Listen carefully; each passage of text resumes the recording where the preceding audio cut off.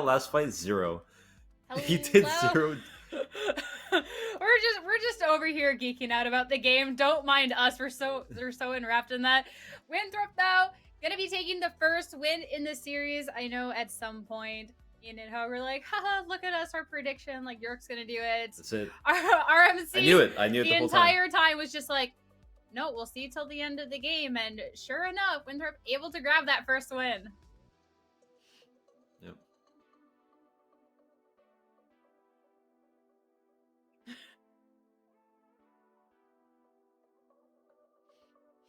I mean, Sorry, I had some mic issues there on my part. My apologies. But yeah, I mean, I've underestimated Winthrop enough at this point to know what to expect, and they did draft a scaling composition as well. So York lost. Oh, yes. Dude, I was pretending. Yeah, I thought I was like winning. No, okay, oops. No, we're losing.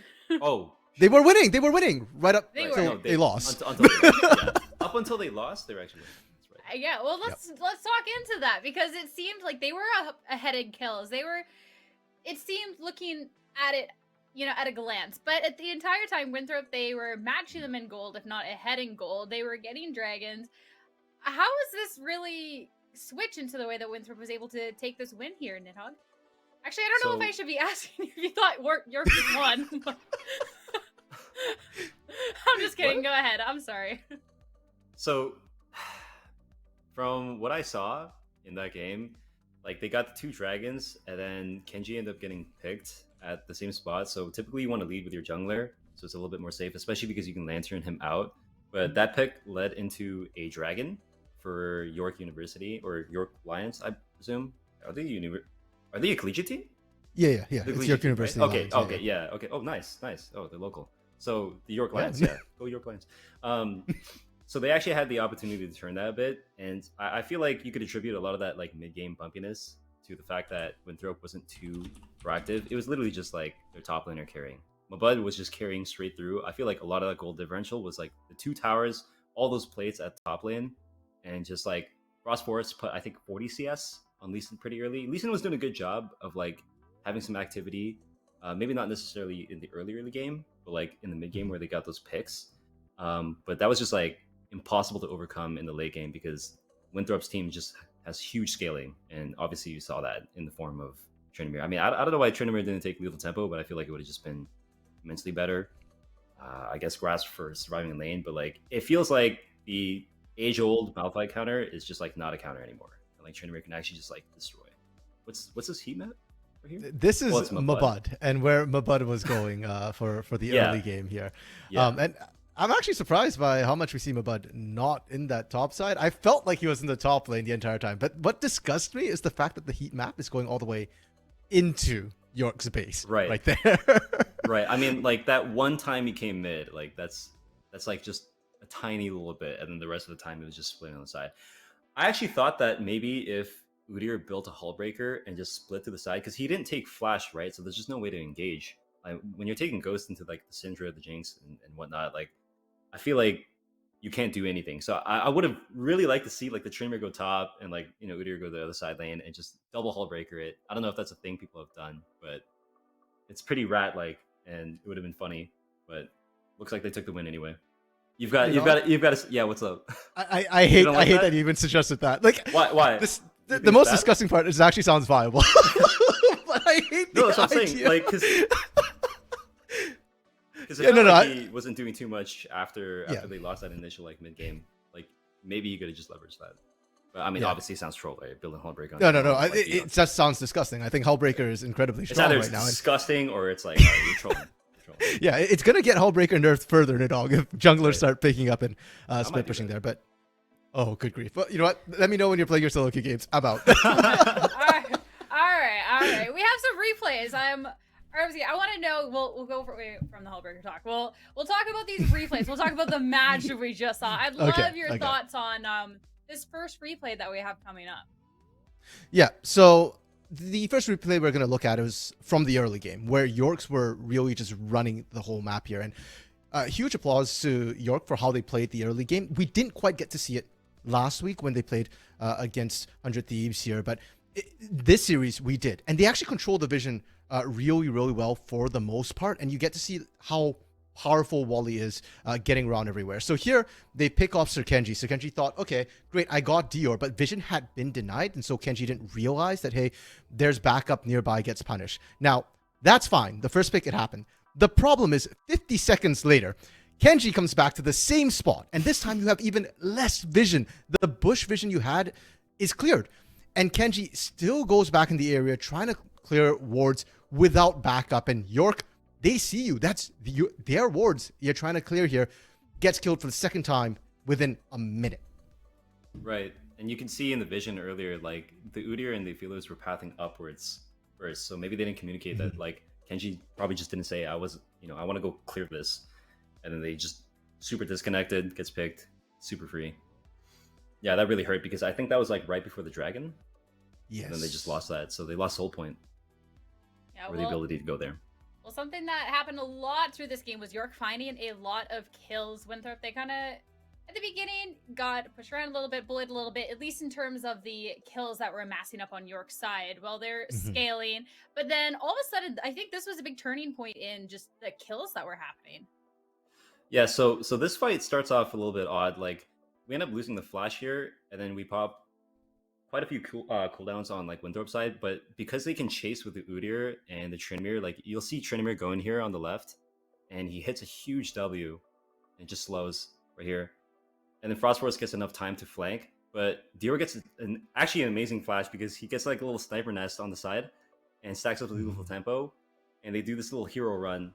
I feel like Invent could have probably ulted a little bit earlier just to get the 40% movement speed, and you pop the shield so that Jinx can actually walk forward, because the moment you get the passive to get excited, like you can pop out like a huge amount of DPS. So he ults right at the end here, and I actually thought this would be a straight up win for Dior, but super unfortunate. Really good run right there. That could have been a huge turning point, getting that really big shutdown. Like I actually didn't see the bounty for Tryndamere, but just stalling it out. Maybe they wouldn't have won if they got that, but that would have been a nice place to start. Yeah, and I think it would have definitely kept the momentum in York's favor, because up to that point, York had won. Well, I say every single team fight, but had found a ton of picks, and it didn't feel like Winthrop had any answer up to that point besides Mabud just split pushing the entire way. So if you do actually win that fight, like Nidog was saying, if we do see Dior just absolutely pop off, get the full, I think it was a full 700 gold bounty in that on him. I mean, at he that did point. pop so, off. He did pop off, right? Yeah, and if he gets that kill too, and he would have survived if he gets that kill onto Mabud as well, and suddenly the game is very, very different. York gets to continue extending their lead, and then Winthrop is stuck still playing through Mabud. But unfortunately, didn't quite happen. And I think from there, Winthrop found that little crack they needed to get the rest of the team back into the game. Yeah, well, what was it then going on? Because that fight and then just going forward, up until that point, York had been doing really good with finding these picks, but then that was kind of a turning point. Was it just the fact that they had completely outscaled, or was it just a team diff, or was it this Tryndamere pick coming out on Winthrop's end? It's literally just like Mobut on this Tryndamere. I mean, this pick is disgusting. So if you just look at the minimap here, like this fight does not matter at all. This is actually a pretty nice hero run from Frostforce, where he just goes in, he finds like 3 dudes just recalling, just chilling, stops them all, and then if you just cut over to Tryndamere, like that's all you need to see. Like, even if all 4 of Winthrop's teammates like die here, I feel like you straight up lose the game, because if Tryndamere plays it right, he just gets 3 inhibs. Yeah, nice. And even if Tryndamere doesn't exactly play it right here, you've already done so much damage that even if York survived, they're pushing out with Baron buff into a whole bunch of super minions here. We've seen Winthrop survive that. I think they'd be able to survive, and it just keeps adding time to the game, but it's not necessarily a win con for York there. And when we were watching the setup on that too, I want to highlight Kenji's Dark Passage over the wall. And that's why they knew that there were 3 people in the bush, because they kind of knew exactly the only angle you could run. And the job of Winthrop there wasn't to win the fight. It wasn't to take Baron. Just stall. It was just to stop. Exactly. Yeah, just don't stop them from going home, right? We already saw that Lacan's Malphite just couldn't do anything to Mabud whatsoever. It was so sad watching Lacan just like hitting the guy, and Mabud literally ignores him, right? Because like Hullbreaker resistance, I guess, is just like enough. It's actually so sad just seeing that. Yeah. At one point, I think he was going for Nexus turrets instead of the inhibitor. He was just like, "Oh, what? You know what? I'm fine. You guys killed everybody there. I can take the Nexus straight." You can't blame Lacan for that. I feel like that matchup just, maybe I'm not looking at it the right way, but it just seemed unwinnable. like you get outscaled too quick.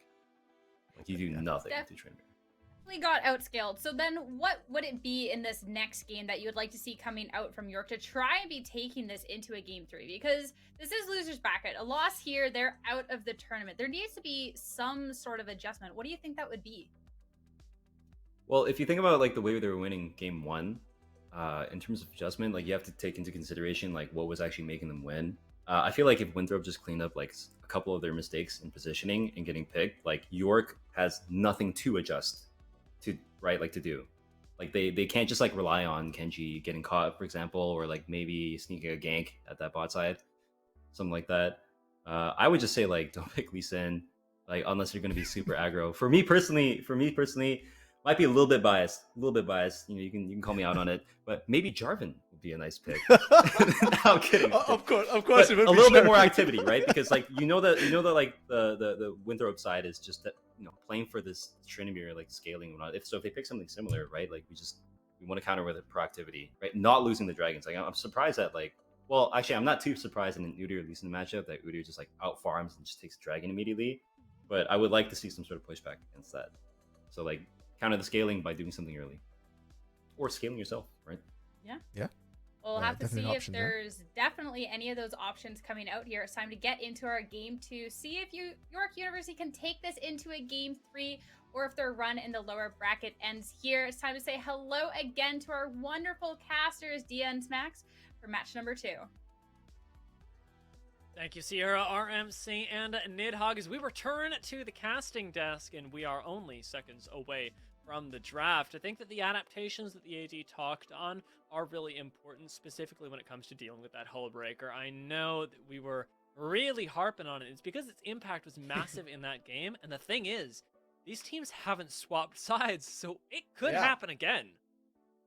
I feel like if they're not swapping sides, it was a little hard for me apparently. The York Lions is going to need to ban Tryndamere. It was first picked by Winthrop. It was the reason they won the game. They didn't have an effective counter pick to it, and even though Winthrop was sort of struggling in the fights and in the skirmishes, Tryndamere just could have had 4 Teemos on his team, and that would have probably still gone very well for Winthrop. So big ups to my bud, but also probably ban Tryndamere. Yeah, let's take a look at how that develops. The Karma hitting the ban table first. They did opt for the Ezreal 3rd ban last time, I believe. And I think that this time your concern is not with Winthrop taking that out. You already know that they're opting for something a little bit different, something that can perhaps be a little bit more of a hyper carry force. And Cassiopeia and Zeri removed as well. Gwen. This is pretty standard. Yeah, to quote a friend of the broadcast and of the two of us, Drew Dude, as long as Tryndamere is there with his Hullbreaker, Vex could be playing AD crit Singed and it wouldn't do anything. It'd be exactly the same. So for the Ezreal ban, I think switching that to Tryndamere makes a lot of sense. At that point, like, does Mabud have more Hullbreaker champions? Is the question that you have to ask. And the answer is probably yes, but at least it's not Tryndamere. Why have we banned Aphelios? He's Moon Man, and also Winthrop want to pick Jinx. That makes sense. Yeah. You know what? Their brains are actually massive. I see it now. They ban the Aphelios. They know you have to ban the Tryndamere. They get the other high priority AD carry. There's no. These guys are huge. What's happening? Why is Winthrop drafting so well? That's my big question. Is it bias? Maybe. If it comes with Thresh, definitely. Caitlyn. Ooh, Caitlyn, however, another very relatively high priority AD carry that I haven't seen a whole lot because she's been banned pretty frequently. Yeah, we have the Arcane lore matchup now too. So that's pretty.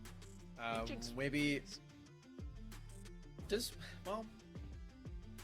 I don't want to spoil it. Okay. I mean, we already talked about it. It's been a while, but like that is the very last moment of. It's true. It's true. So it's true. I don't know.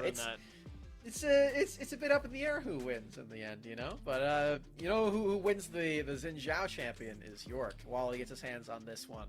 That was banned away instead of the Aphelios in the previous game. So this champion, we already saw Wally have a really big impact early game on Lee Sin. Xin Zhao can do the very same thing, but also have his ultimate to keep himself alive and be a buffer champion too. as the Jarvan that was being talked about on the AD. However, on the other side of the bracket, Winthrop instead end up opting for that Hecarim. I suppose a nod to exactly what they wanted to do last game, and what Frost Forest continues to want to do: farm up, outscale. Hecarim definitely able to do that, and able to access Caitlyn where not a whole lot of other champions can. Yeah, we still have Thresh on the table too for Winthrop, and I think for the early game, Kenji definitely still was having some struggles keeping himself alive and finding footing in that game, but I think overall the mechanics were still there in the fights. They're not going to go for it right away, and they will allow that champion to probably be banned by York, and they take the Orianna as a pair with Hecarim instead.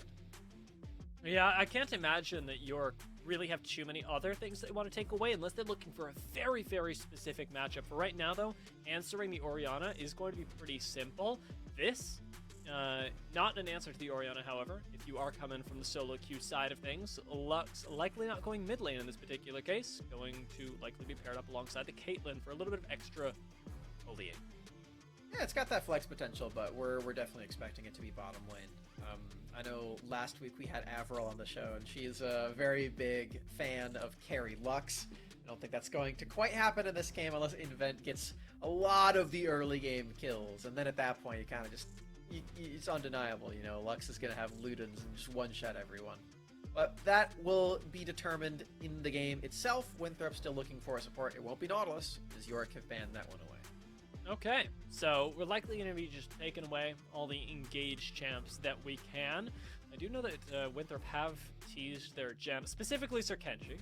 We've talked a little bit about the Janna and other enchanters that I won't mention right now, though I'm not expecting to see it. The Thresh, I am expecting to see it from York to complete that ban, as you called out earlier. Got to get that one out of the picture here. It's way too good in this matchup, and with Jinx as well. It does too many things. Now York have removed a lot of those hook champions away from Winthrop. I mean, they're somewhat available, but well, Lulu's not a hook champion. No, she's not. So I'm pretty cool she was. Lulu's still probably better than like Darius, even though he's a hook champion too. So yeah. you got a point there. I would like to see some Lulu in this game. It helps out with Jinx and helps out with Hecarim as well. The movement speed's quite nice. Lots of oomph given to the late game of Winthrop in a particular case. A lot of safety from things like the Lux Burst that can otherwise seriously hamper an AD carry's ability to impact team fights. But York are now deciding which lane they want to be counterpicked in, and it is going to be that top side, because Orianna already locked in. And the Silas to steal away a lot of really impactful ultimates right now is actually a pretty high value pick. Big bruiser champion in the mid lane for Sweet, getting scrappy with the melees like Hecarim and the Xin Zhao as well. Truthfully, apart from those ultimates that you mentioned, it'll be pretty difficult for him to actually get in range of some of the other ones unless he gets hooked by the Blitzcrank. You know, I did call it. They wanted a hook champion. I didn't know just how right I was. I didn't think they were going to go for it, honestly. I was like, you remove the Thresh, you probably go with something safer.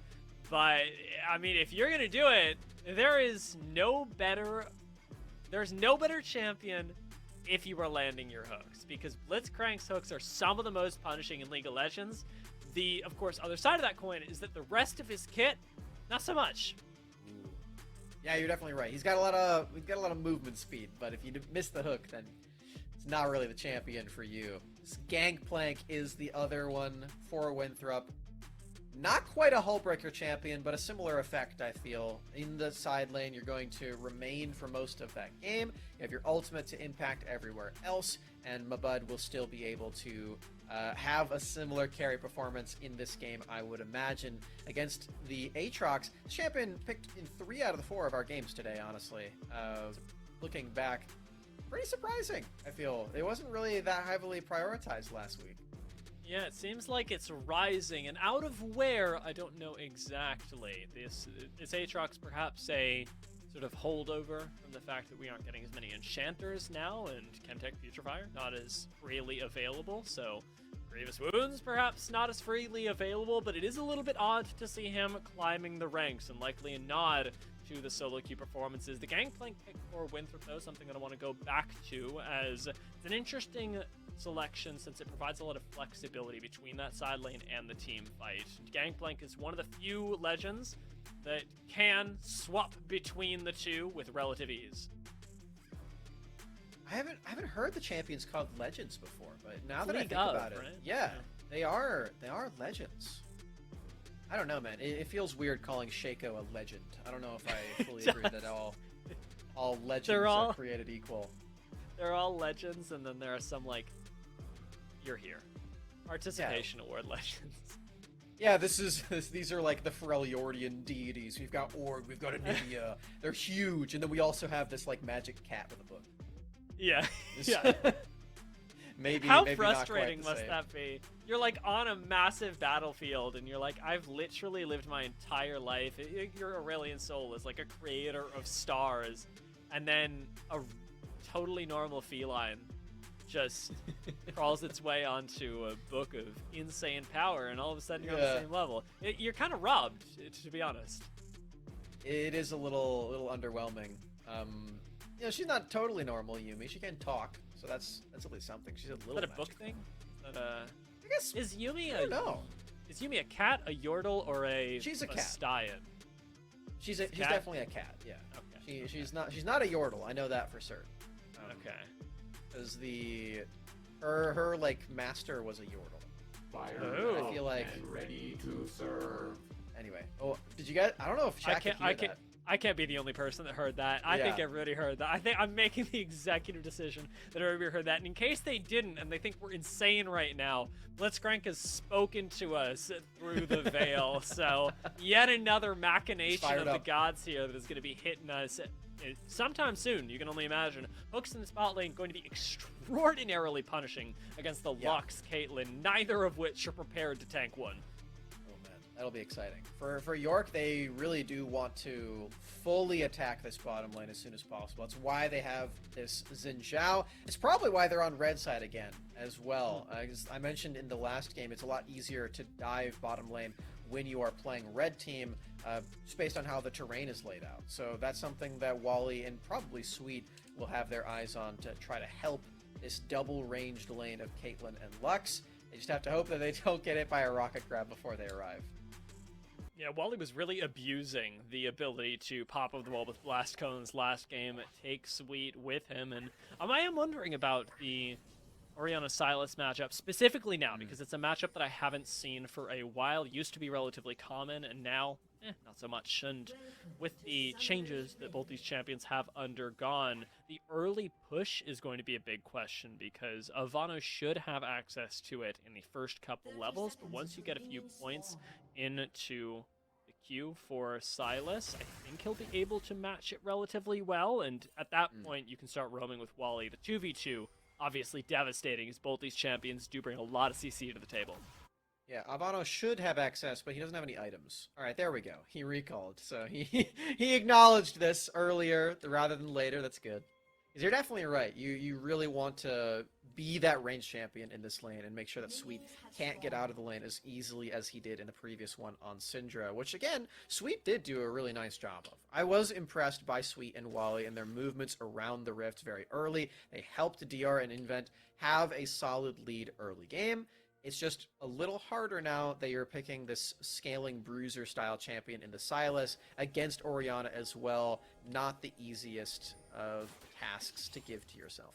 A lot of this will revolve, I suspect, around helping out Wally, and Wally's getting a lot of help already going on the invade. This is spotted, however, by the ward from Frost Forest and company. I think it's specifically Vex's ward that saw them. So, Frost Forest will have the option to counter-invade. However, I never really envy counter-invaders. It's already Hook landing onto Invent, no less. Does cost him a little bit of health, but it isn't deadly just yet.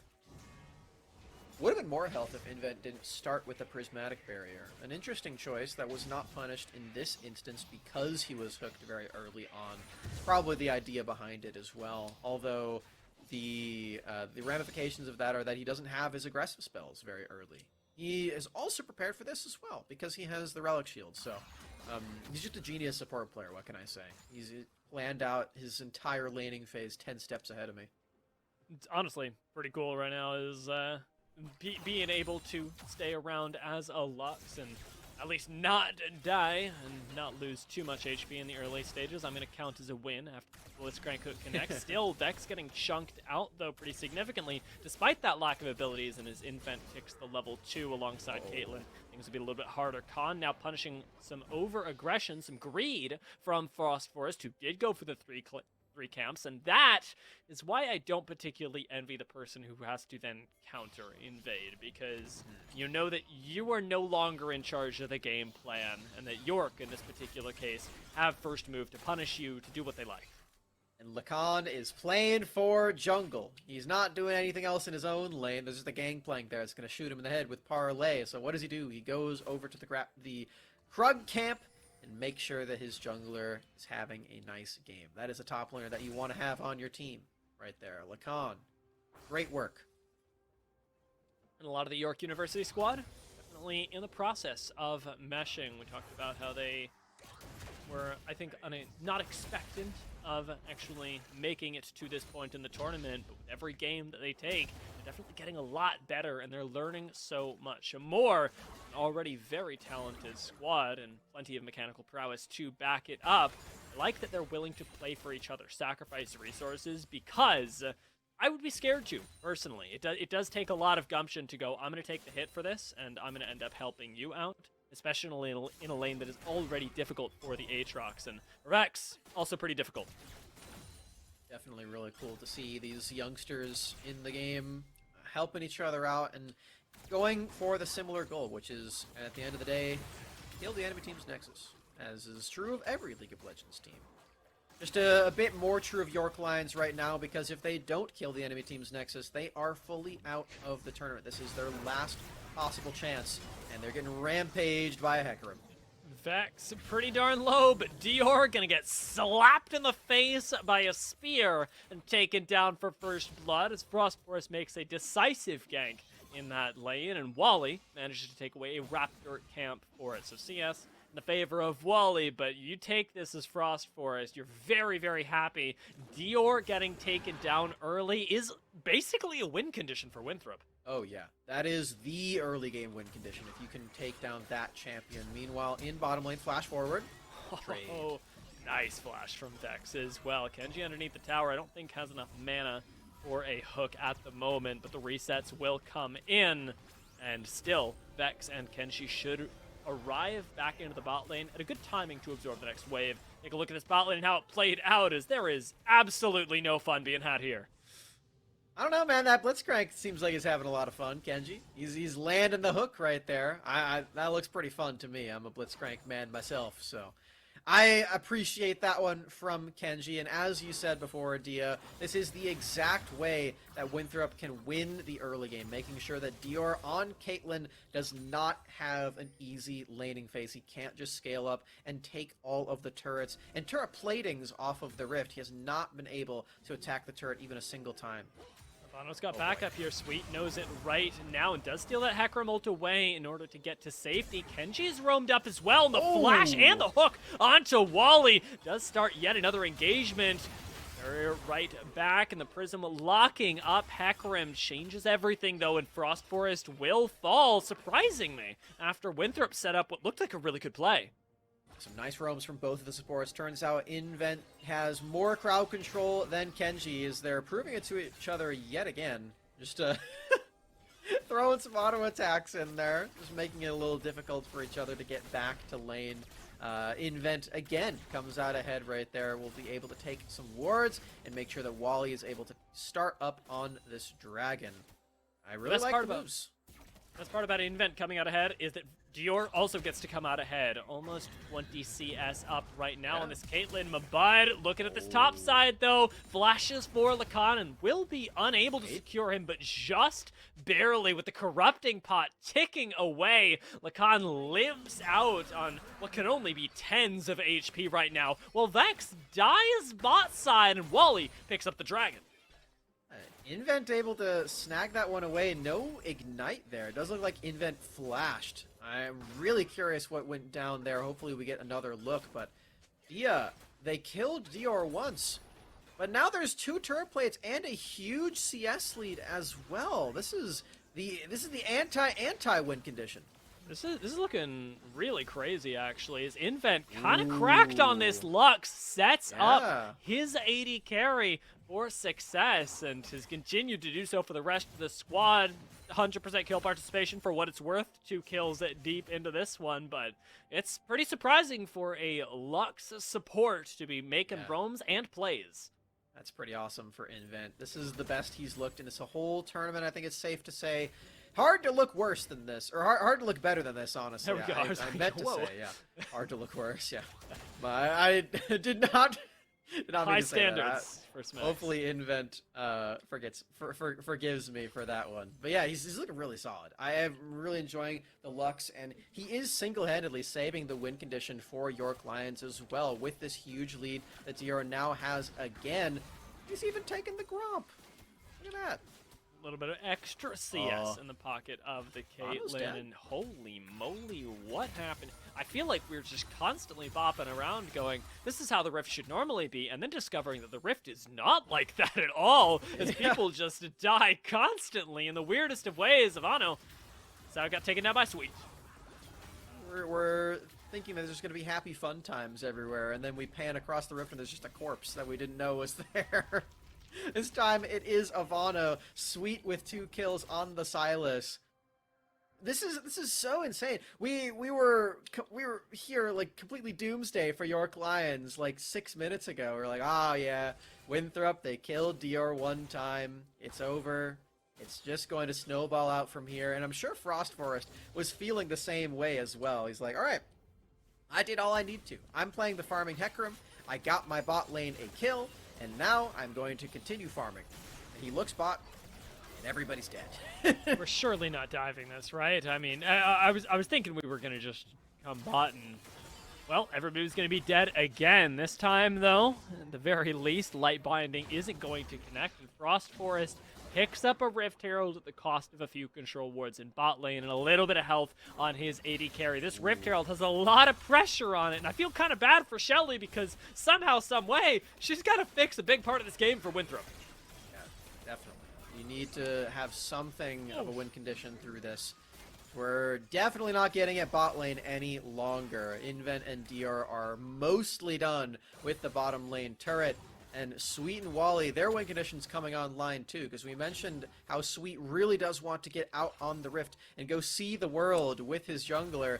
He's already paving the way for that success with the solo Very kill. confident. Wally, however, taking a lot of damage, and nicely done with the shockwave.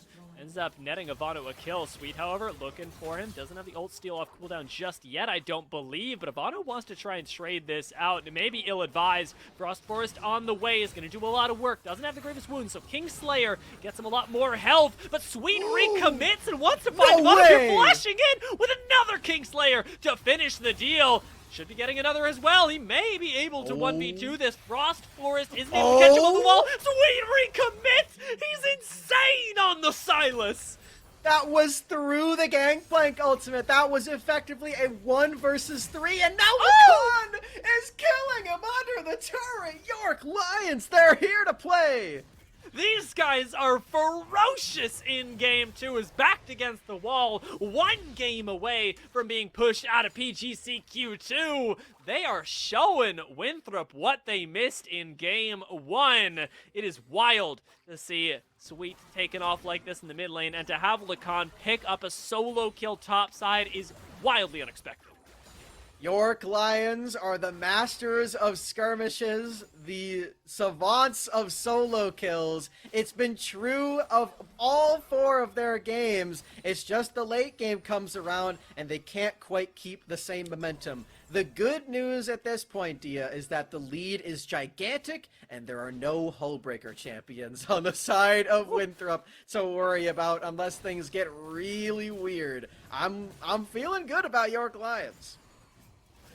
This is a very difficult hole to climb your way out of. Even the 3,000 gold at this point. Doing a lot of work as Lacan does get engaged on, jumps over the wall. Hook going to go wide, and Frost Forest after that blast cone is more intimidation than anything. There is a teleport on the way, however, so Lacan actually feels confident about turning this, and Sweet's shown up. make sure the top tower is totally intact. Meanwhile, Hextech Drake going to go down to Wally, and we get our second dragon for York Lions. Another step closer to what could be a sole win con. That's a really interesting play that we just saw from York Lions. They were actually able to go for both of those plays at the same time because Frost Forest revealed his hand too early, and Lacan was able to scout it out as well with his body too. The wards were already cleared out, so he just stepped in and said, hey, I'm Aatrox, I'm super tanky, I can even die as long as my team gets this dragon. He doesn't die, his turret does, but he gets to survive, and his team is able to just ravage the entire bottom side of the rift because of it. Now they have to survive this. Turret looking, oh lord, maybe about as alive as Avano underneath this tower. The Gale Force does the rest of the work, and Invent picks it up with the Lucent Singularity. As a kill on the mid laner at this point underneath the tower. It looks like it's not even the end. Mabud can't hold this for long, and Sweet's on the side with a big silence coming in as well. Mabud flashes away while he's looking for that kill, but the knockup comes in, and Sir Kenji picks up the kill. Oh, York Lions. They're doing the thing that gets people in trouble all the time, where they're feeling really ahead, they have all of the damage to kill the turret, and then they dive and they give it away. Luckily, it's only one person who dives, and everybody else is still hitting turret. Meanwhile, Lacan, oh, that was fancy. Somebody needs to apply Grievous Wounds to this guy, because this is already a problematic healing. There it is, a little bit of Grievous Wounds applied with the Cannon Barrage. Mabud, having picked up the execution as early, gets an assist, gets Vex another kill, and I'm very curious as to how these 80 carries are stacking up. I feel like it's almost time for another macro hard graphic to give us a taste of where all the gold is lying. Yeah, you're definitely right, because the gold has to be definitely in favor of York Lions, considering the objective bounties are live. And it's not just Dior. Sweet is also topping the charts after his 4 kills on Silas. Considering Dior has 4 fewer than Sweet, that is a lot of turret plating gold. It really is. When you contextualize it like that, it makes this even scarier, because it's just straight and plain and simple, playing the game, not really playing to interact with anybody else.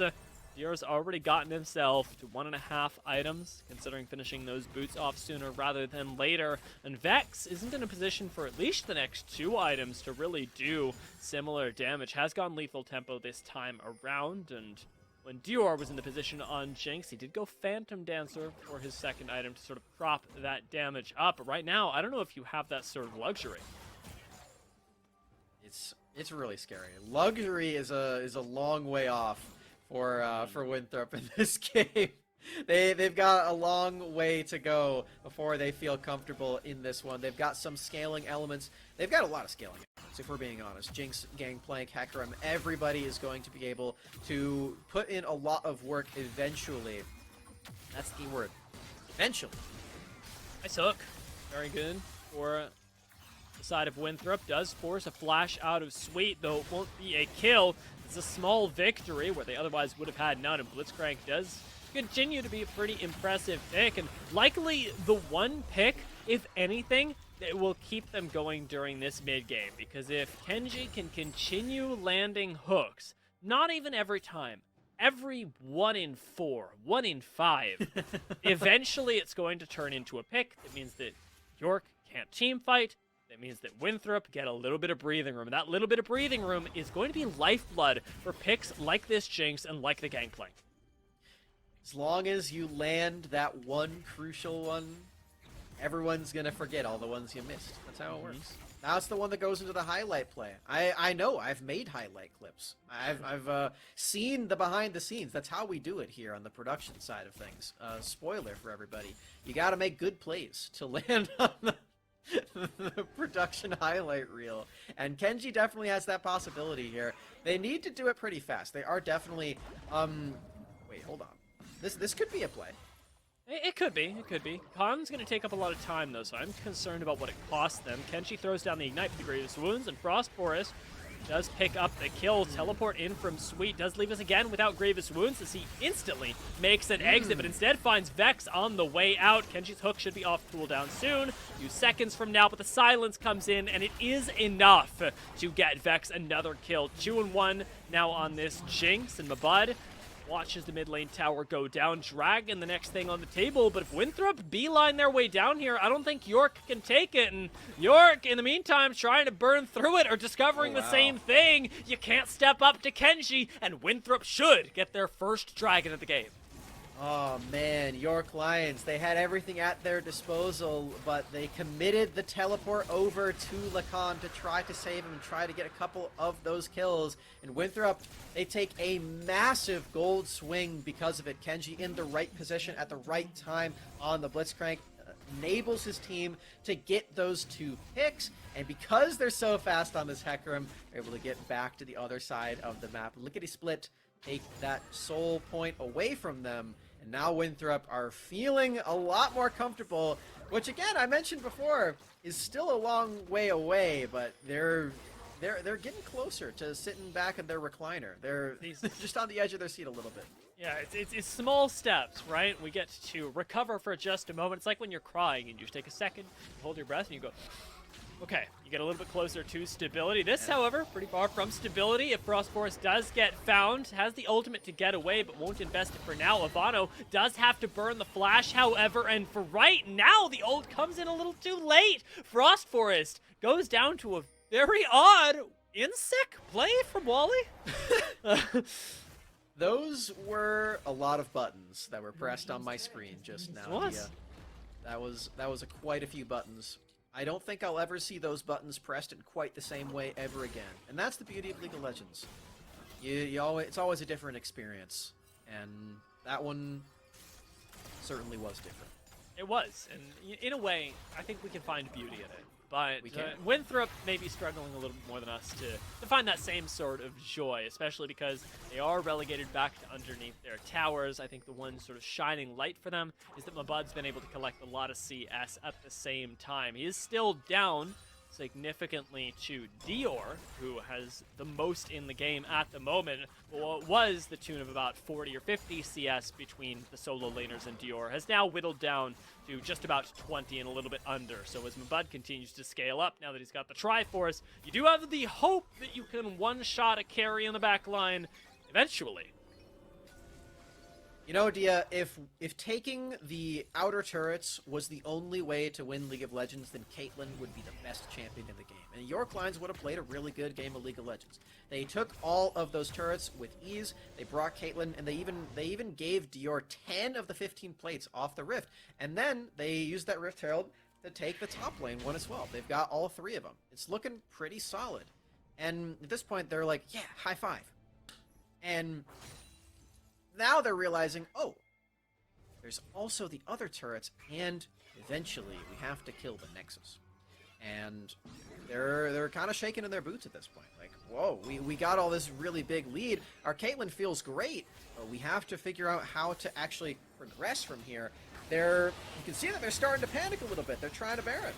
Baron's pretty slow as well. The Frost Forest has had to burn his own ultimate on the way out, and Sweet has a Hecarim to disrupt, so maybe, just maybe, this is starting to become a little bit more of a reality. Hook does land for Kenji, but he's going to have to flash out. Sweet. As Sweet invades the back line, finds Frost Forest, doesn't take him down, but does seal the deal on Ivano. This is destruction and death in the favor of York, as Sweet's trying to find Vex. Not enough damage and too many minions to actually get access to him, and Mabud has finally shown up, so story's not over just yet. But Winthrop have lost Ivano, and it makes things really difficult for them. Kenji's still alive. Hook still a dream. Sweet doesn't have the ultimate off cooldown just yet, but this trap line is deadly. Hecarim available with Smite. Frost Forest coming back onto the play. And they actually kill him before he rampages everybody. Oh my god, no! Frost Forest accesses the back line, but Vex goes down, and Frost Forest follows. Sweet gets another ult, but despite the hemorrhaging of kills, the left and right carnage that is spilled in the river, Winthrop do stop the Baron. They do. They give over so many kills, and another one from Frost Forest too, but the Baron remains, and York Lions walk away with their tails between their legs, waiting and hoping that they get to do that again, because that play was still positive for them. They got a whole bunch of kills, they're reinvigorated, they have all this extra gold now in their pockets, and hopefully for York, can go over and get themselves back in the conversation for Soul Point in these next 20 seconds.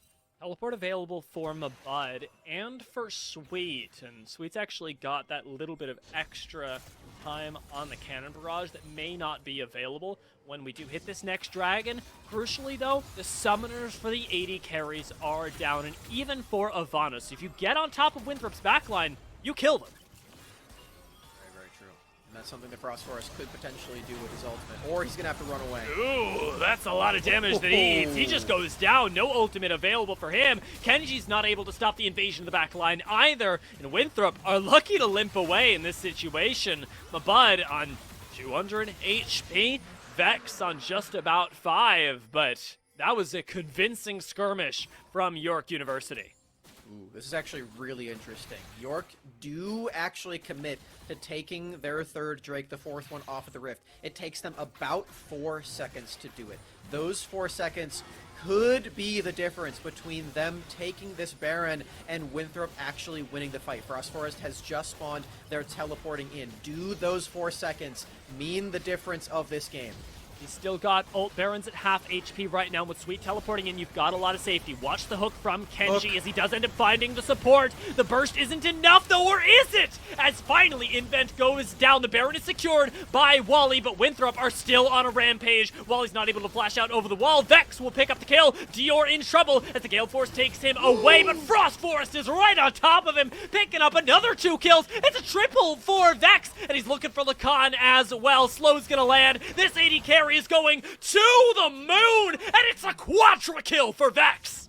It's 4 kills for Vex, and it's 4 seconds for York Lions that they overstay on the Drake, and they still try to do the Baron. I told you, Dia, taking any time at all to go against that one true goal of Baron will be deadly, and they arrive just barely too late. It's York who are here on the play. Invent gets hooked by Blitzcrank. He's not able to be in the rest of this team fight, and they commit to killing Baron, which they do, but there's just no way out afterward. Winthrop come out huge with the ace. 4 kills for Vex, and I can't believe it. I don't think that York can actually come back at this point. That is the scaling online for Winthrop. Vex has done it. It's so much gold. I want to take a look at the individual gold graphs as well, just to see where Vex now measures up to Dior. We got a taste of it just in that last team fight with the amount of damage that we had in the fight. Invent looks like he might be caught out again, though. Kenji still has the hook, but this time York University are there to defend it. They teleport into the back line as well. Leaves Vex without a whole lot of defense, and ultimately leaves Kenji to die as Ace in the hole takes down the support. And we've seen this story. York University want to make the most of it. Frost Force don't have Ghost. Doesn't have the ultimate either. There's no way that the front line can actually be there as Ivano. No!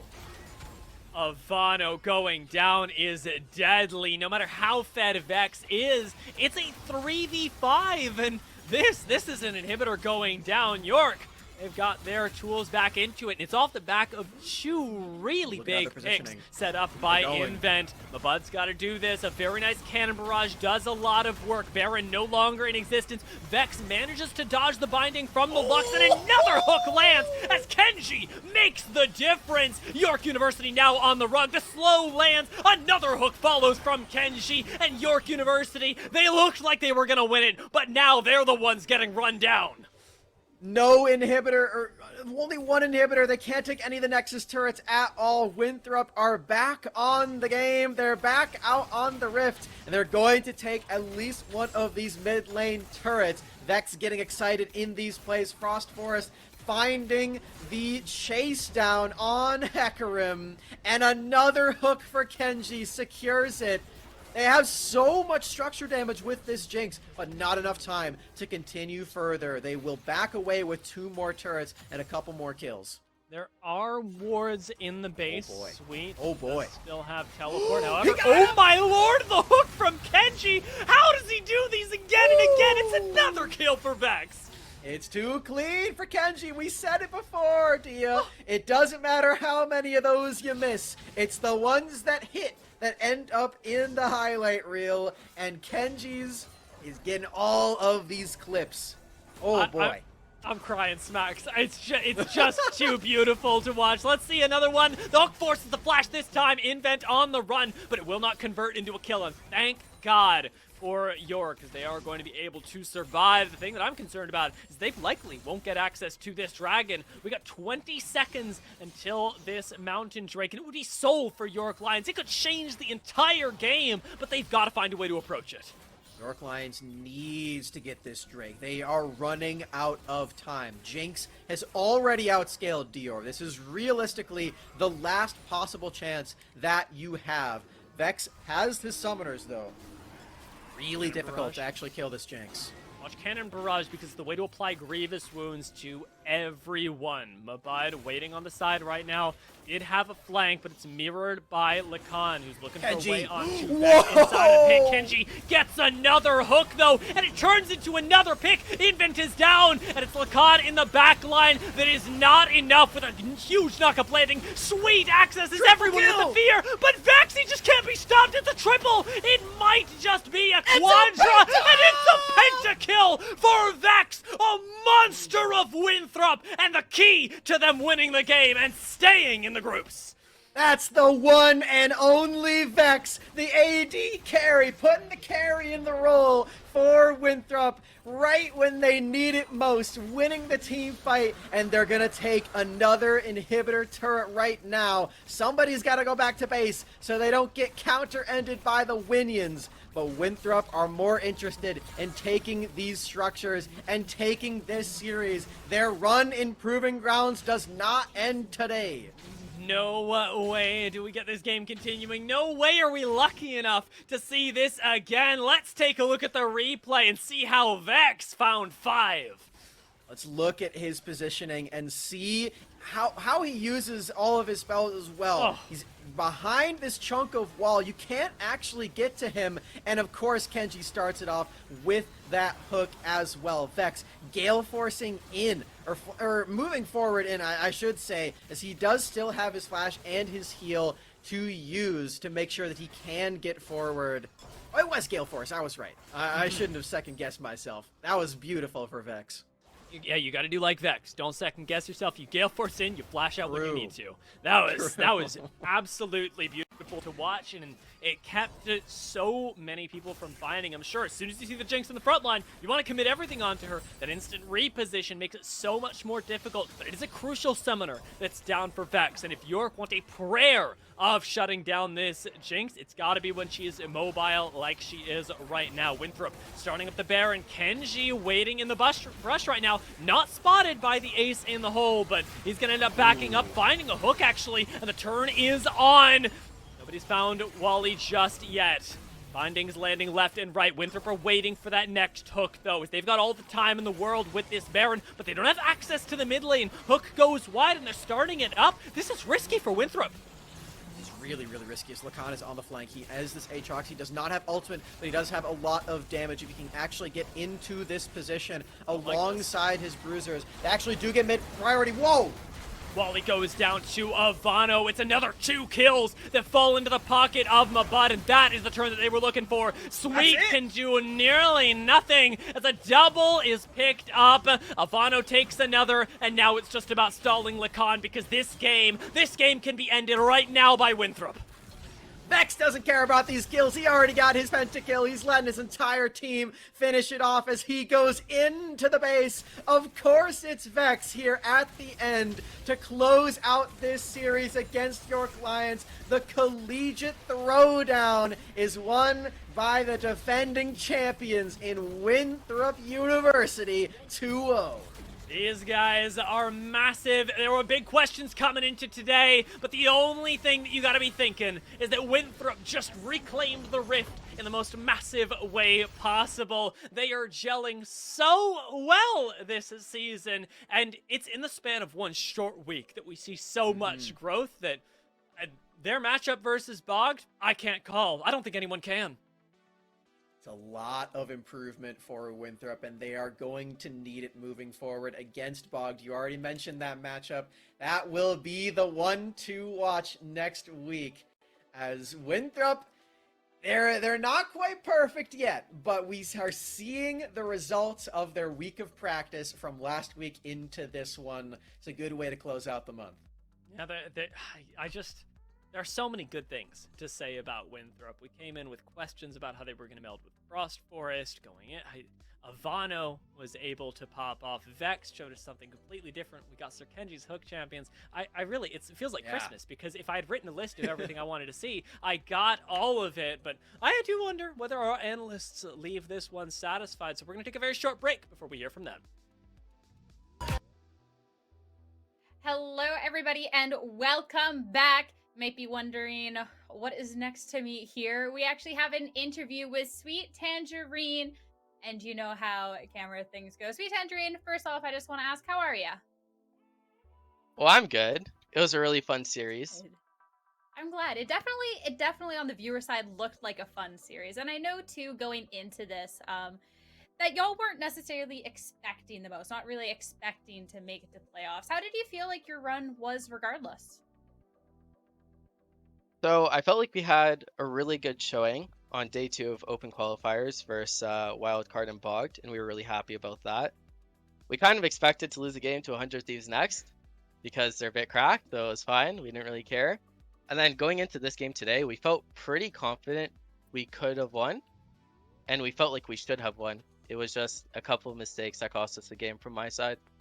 Sometimes that's all it is, but all you can do is really, look at it, learn where you went wrong, and just move forward. And as a team, what is your guys' plans going forward? Is this something, take all the way to top, try again next tournament, or what's up with that? What are your future plans?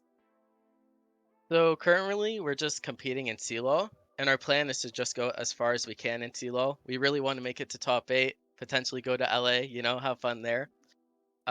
We might just participate in some tourneys from here until then. Maybe we'll go into the next PG Open Qualifier whenever it happens. But for now, we're just taking a step at a time. We're going to just try our best to win CLO. And I wish you all the best of luck, because it was definitely a lot of fun to watch today. And then going back over the tournament too, you said that, there was mistakes. What do you think as a team was the biggest lesson that y'all have learned to take forward with you? So I feel like one of our biggest issues as a team is our mid-game sequences, especially when it comes to communication.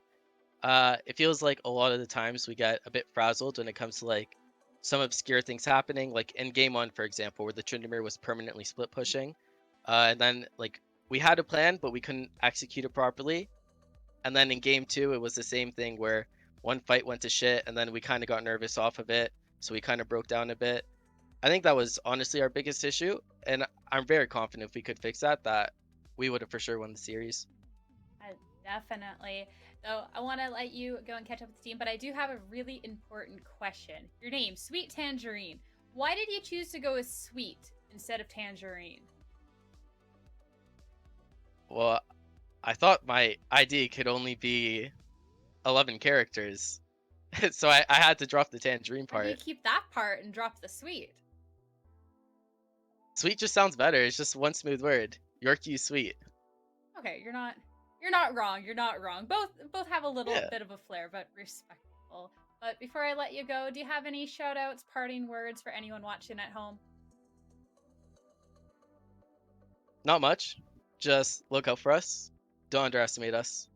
We'll win next time for sure. I love that. Love that confidence. Thank you so much for talking with me. I hope you have a fantastic rest of your night. For y'all watching, we are going to take a little bit of a break, get our next interview ready. Don't go too far. Hello, we are back with our next interview with my bud from Winthrop. First off, congratulations on the win. How are you feeling? Feeling good. It was a pretty easy series, not gonna lie, so feeling pretty good. I mean, we were even just talking about it right beforehand. That Tryndamere pick, something like that making it through in the first game, definitely gonna make it feel easy. How was that match for you? Because you must have been just having a blast. Yeah. I mean, to be honest, my team was a little heavy that game, so my back kind of hurts. Can I get a massage, please? Someone? Oh, thank you. The Ah, team MVP right behind you there, that's for sure. Gotta make sure your carrier's taken care of. I'll take my line. Thank you. Feels good. Awesome. I love that. The team atmosphere, the team environment. How does it feel to be able to just play like everyone else is like online? How does it feel to play together as a team in one location? Oh, it's awesome. It's like 100% worth it to me.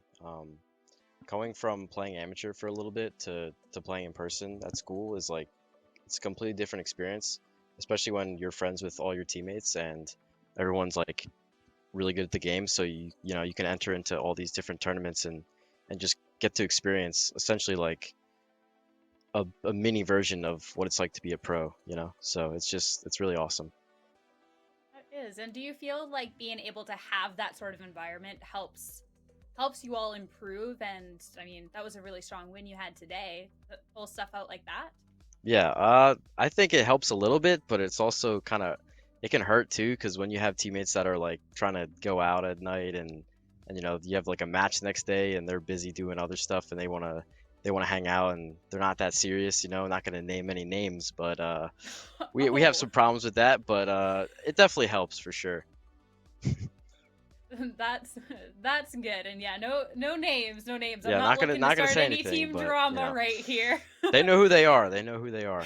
Oh, dang. All right, all right. Well, you were saying that the game seemed pretty easy. There was a point though, watching from our end, where it seemed like Rook was a little favored. They were getting the early picks. They were, getting ahead in kills. But it sounds like you weren't worried at all about that. Yeah, it seems like we kind of struggle a little bit against certain champions like Caitlyn and Lux, but that game I wasn't really worried about because you know I was on GP, so I've learned from the best. You know, I've watched a lot of Niles VODs about GP, so I kind of feel like I'm a little confident on that champ. But yeah, I think if we can clean up that early game, we'll definitely be a pretty strong team for sure.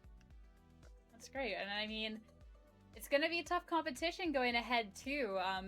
You'll be going on to face Vogt, who I believe knocked you down to lower bracket in the first place. How is the mental looking into that? Or is it just more determination? Or is there a little bit of nerves? No, I'm not nervous at all. To be honest, I was hard gapping their top in the series, but you know, top lane matters. So, but I think, like I said, we'll clean up the early game, and I think there's nothing to worry about with those old heads. I think we're pretty good going into it. Confident that it's going to be y'all going for that 2-0 moving Oh, on for to sure. the playoffs? For Oh, sure. yeah. Oh, I love that. I love that confidence. And then talking a bit, you were talking about, a little bit of a bit of that pro experience, being able to play with your teammates there. Is that something that you're looking at maybe in your future, or just more so enjoying this experience that you have now? I'm definitely enjoying the experience I have now. I think I have a fairly long way to go before I'd be ready to play pro. Like I have a lot to improve on, and I mean, if an opportunity arises, I'll definitely seize it. But right now, I'm just focusing on doing school and playing with my teammates and seeing how far we can go and kind of learning from the different teams and players that I'm playing against right now. So it's definitely like something I'm looking at, but it's not 100%. Just kind of if the path is there, take Yeah, it. exactly, See exactly. where life takes you. Yep. Yeah, respectable. But before I let you go, celebrate with the team, since some might want to be going out. hmm Do you have any shout out, any final words before I let you go? Of course, like to shout out my teammates. We pulled it through, and you know we're looking to the future. Shout out to my family, specifically my mom, because she is always watching all my games and she's Aw, always supporting me on Twitter and Twitch chat and everything. And then shout out to my boy Matt or Days of Reckoning in chat. He's also very supportive of me and everything that I'm doing right now with League. So just shout out to those guys. that's awesome. We love a good support system. I hope you and your lion and the rest of your team have a fantastic rest of your night. Enjoy. Thank you so much for sitting and talking with us. Thank you. It's time that we head back to the desk to get the other two's opinions on what we just watched in that series. Hello. Hello. Hello, you two. How is Welcome it? back. I want to know. That was a crazy second game there. I just want like your first impression, thoughts of it. Go, both of you. We'll start with RMC. Day and night. That's my first impression of that game. The first half and the second half, completely different. Oh, she said the first game and the second game. Oh, first game and second game, Yeah. pardon me. Oh, like Oh, no, literally, I was yeah. talking the second game. Just Oh, this. how we felt about the second. Yeah. It felt like halfway through we like swapped into solo queue. Like we just started watching solo queue. Like it was just like, does Kenji get picked or does he pick someone? And they just end up getting picks, and it was like 4 throws back and forth. I lost count at some point, but we'll have some replays later. Yeah, I just felt like it was a lot more disarray. Well, in the disarray, you know, Winthrop was able to take their second win. What do you think ultimately made it for them to take that victory in a very hot potato back and forth sort of game? I mean, RMC, you got anything? I got something. Okay, I'll start off with, I think for me, the biggest determinant of that game was draft, kind of, because the longer it goes, the more it just favors Winthrop at some point. The Caitlyn, Lux, you know, they fall off, and Aatrox kind of falls off against the Gangplank too. So it was on York to be able to push the pace, and, you know, as Nidhogg said, it kind of got a little bit messy towards the middle of the game, and that just favored Winthrop. It bought them time. Their comp came in line. I feel like the proper answer, I mean, the meme answer is just like, all right, land one hook, win, right? But I feel like if we had to look at it from York's perspective, if we just had Lacan fire on like a flank and go in with Wally and Sweet, like Silas with a Hecker multi, the way you could do it is you prep the E first, and then you Hecker multi, and then you have like the stun ready, right? So you can stun on top of the fear, and you just take out one target. They were just continuously getting hooked and or getting Hecker ulted themselves, and it just like I think there was like one fight where unfortunately Sweet took like a Heckram fear and he literally just died immediately, and there was just no chance, right? So like maybe if they pulled the trigger, it could have been a lot better for them. But even without those sort of things happening, it was like a back and forth. So I felt like it was their game. Like the same stuff happened in game 2 that it happened in game 1, where they would just like have like somewhat of decent early mid game where they're just getting picks. Like they're a lot more coordinated, but then late game they just get outscaled, right? Because they couldn't pull the trigger. But this time I feel like they actually could have if they just like coordinated their attacks better. Especially with Lacan, like you just pop that go button and then, you know, you full send it.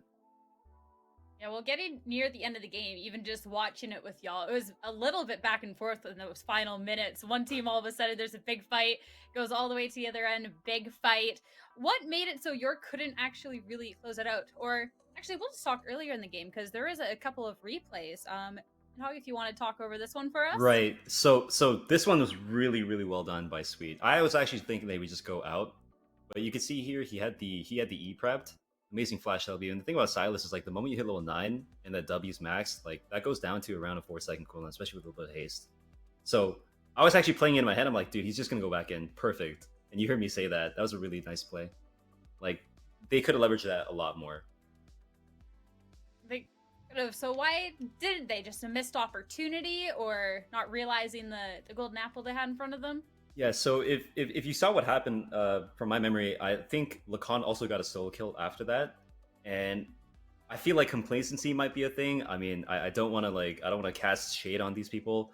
I think they played really well with what they had, but I think just like losing their momentum after getting a pick or something could have been complacency. Maybe like mental boom. Like these are always factors, especially coming off of a loss. Like you're maybe nervous and whatnot. I can't exactly remember all the small details because the game went on pretty long, but I will definitely say when you have a 4-0 Silas, like you go in their jungle and you kill someone. Like you just engage. I play that champion, so I know how aggressive you can be. So this one's personal then for you. Right. No, I was hoping like, dude, let's use the 4-0 Silas, leverage it, right? Go right in. But I mean, obviously I'm not in that team environment. Like I didn't know what the comms were like.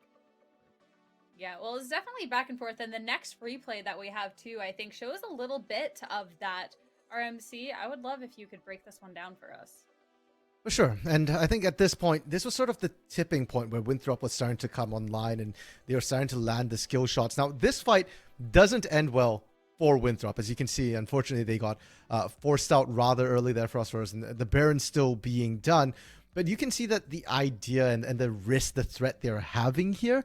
And yeah, unfortunately, the fight goes south. But York is so low after this fight. They're taking so much damage. And this was a 5v4 for most of it. Mabud actually was not even present in this fight and only joins at the very end of the fight here.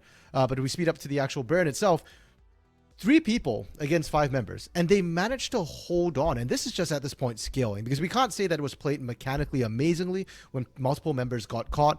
Even Mabud and Vex here, they're struggling to get in for the most part. But York just have to respect all the damage that comes out. And when I say mechanically not perfect, I mean this.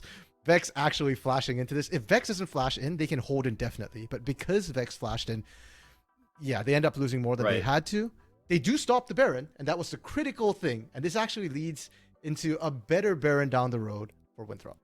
Actually, when looking at that again, if you didn't notice, the Hecarim actually used his devastating charge on, I think, the Shinzao instead of Caitlyn. Caitlyn's running for it. Maybe Vex was flashing in because he thought he would get excited, like her passive, from Hecarim killing the Caitlyn.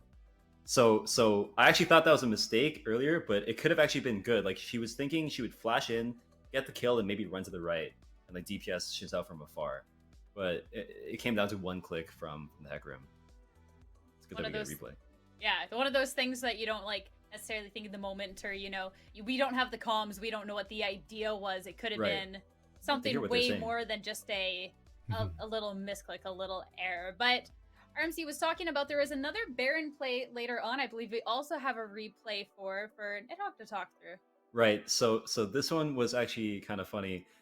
They showed the damage graph afterwards, and it said that 4 players on York's side did 0 damage. And if you look closely, the only person that did damage was Caitlyn, I believe. I want you guys to see like exactly how this happened. So first of all, you got to put your you got to put Lacan or like Shinzao angled towards the Blitzcrank in case they get hooked. And Lux being in front there is just no good because she gets hooked, immediately dies. Wally just sits in the back of the pit, dies, 0 damage, right? This is the fight that I was talking about with the Hecarim ulti. This felt so bad. He just tanks he immediately goes into the Hecarim fear and just dies, 0 damage. I actually thought it was a bug when it said 0, but every single pick that lined up there was, in my opinion, just like a huge error in terms of positioning. And like that could have been fixed by just saying like, okay, Blitzcrank's coming up, like let's just put these 2 dudes here, then maybe Lux can follow up a Q if anyone comes forward. But Lux got picked immediately, and then everyone else just like folded afterwards. I mean, it was definitely something of the fights where a little bit of positioning or just things turning very quickly in one's favor. But Winthrop taking the 2-0 in the end. How do you think going on they're going to be faring against Bog? Because Bog did take a loss earlier, but Bog did 2-0 this team to knock them into lowers in the first place. Ooh, I think it depends on which Bogged shows up on the day. Because if it's game 1 Bogged, I think Winthrop might be able to take it. If it was game 2 Bogged, Winthrop are in for a tough time. And we heard it from Mabud as well in his interview. The fact that Winthrop's early game right now is not clean. They do need to clean it up significantly here. This time, strong mental. They bounced back. They were able to hold out. But against the experience of Bogged here, I don't think Bogged is going to give them that time. I don't think Bogged is going to get distracted, get confused. They're just going to go right for the juggler once they have that lead. Yeah, well, that's all for next week and next week's predictions. So I'm definitely keeping that in mind so I can be making the right ones. It's time to look at the caster predictions, though, to see how that is shaken up for the day. Because there's a lot of people voting with their head, a couple with their heart, and I'd love to see how this graphic is shaking up.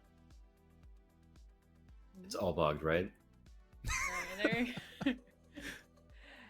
There we go. The two believers. Unfortunately, not making it. I'm looking at Beat down there with the only 5 correct predictions, but there's always chance for next week. All right. Yeah. I mean, it was tough. I know our predictions on the desk. Yeah. Didn't go too much better. I mean, it went well for one of us. RMC, you got that one right. I don't know them. I was just voting with my heart.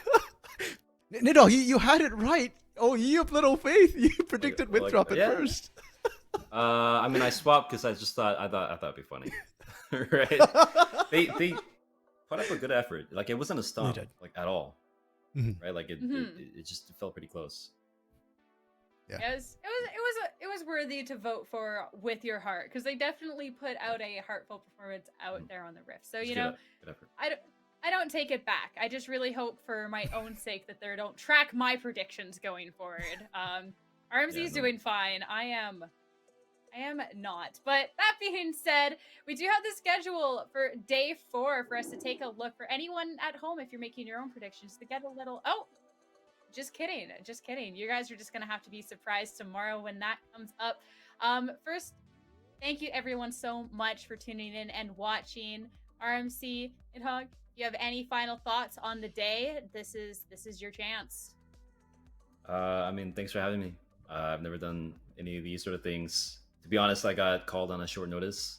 I hope I did at least a decent job of providing some commentary. And once again, thank you for the opportunity and have a good day. Thank you so much. Oh, go ahead. Yeah, no, I was gonna say thanks, Nidhogg, for coming on. I did not know you were last minute. Didn't feel like it at all working with you here on the desk. So, pleasure and thank you for your insight. As for myself, thanks for having me on once again. And yeah, quite a fun evening for a 4-0. It really didn't feel like a 4-0 day for me. And the games were actually pretty close. So I'm hoping that this continues throughout the rest of PGCQ, that we continue having these good close games. Definitely. RMC, fantastic having you on the analyst desk. Thank you so much for coming on, even if last minute. It was awesome having you here. You at home, thank you so much for tuning in. We hope you enjoyed, and we hope that you continue to enjoy tomorrow. And thanks, of course, to all of our sponsors for making the event possible. Hope you have a fantastic night, everybody. Thank you so much for tuning in. All right, bye.